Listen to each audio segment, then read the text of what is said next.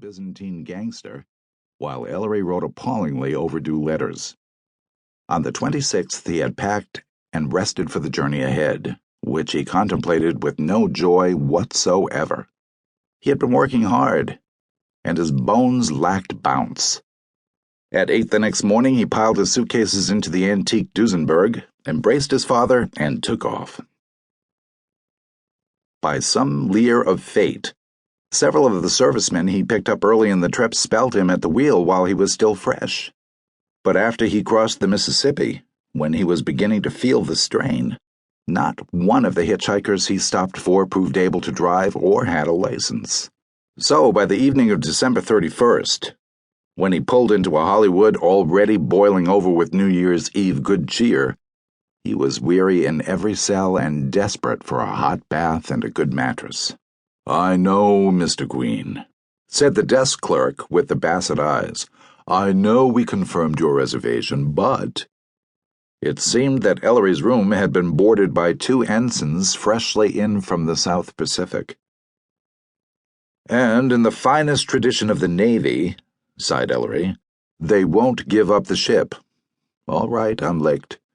Where's the nearest phone?" By this time he had to find it for himself. Lou Walsh exclaimed, "Ellery, you bet we can put you up for as long as you like.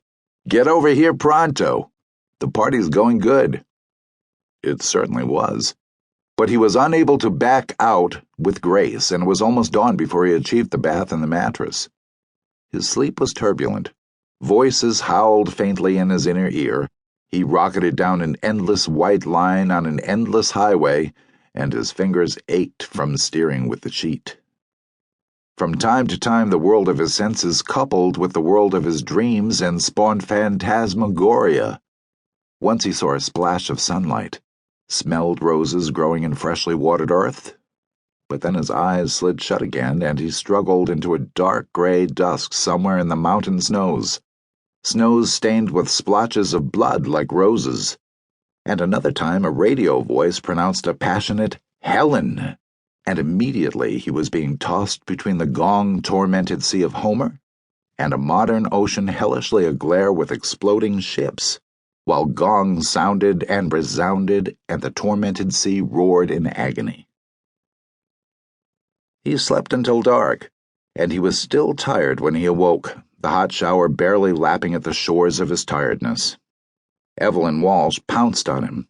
"We thought you died in your sleep, Ellery," and proceeded to stuff him with orange juice and eggs and toast and pancakes and brassy tea. "We're out of bacon and coffee, darn it." It seemed the Walshes had been prodigal with their ration stamps. Ellery sipped the tea thinly. He had envisioned coffee by the quart. Lou Walsh gave him his choice between joining them in a quiet New Year's night get-together at the home of a movie star friend of theirs in the hills, or just sitting around the house yakking. Having experienced quiet New Year's night get-togethers in Hollywood, Ellery shamelessly chose the alternative. They talked the war and the flesh situation. Lou was a partner in a talent agency, and the Nazi concentration camp stories, and the voices began to go away. And then Ellery heard Evelyn say, "That does it," and his head jerked up and his eyes flew open. "You're going right back to bed, Ellery Queen, if I have to undress you myself." "Well, but will you and Lou go to your party?" "Yes. Now march." When he opened his eyes, it was midway through Sunday afternoon. He was still wrung to the withers, and something new had been added. A case of the shakes. "What's the matter with you?" his hostess asked. She had rustled a bit of coffee somewhere, and he was trying to hold the cup steady as he gulped. "You look awful." "I can't seem to throw off this fatigue, Evelyn." Lou Walsh shook his head.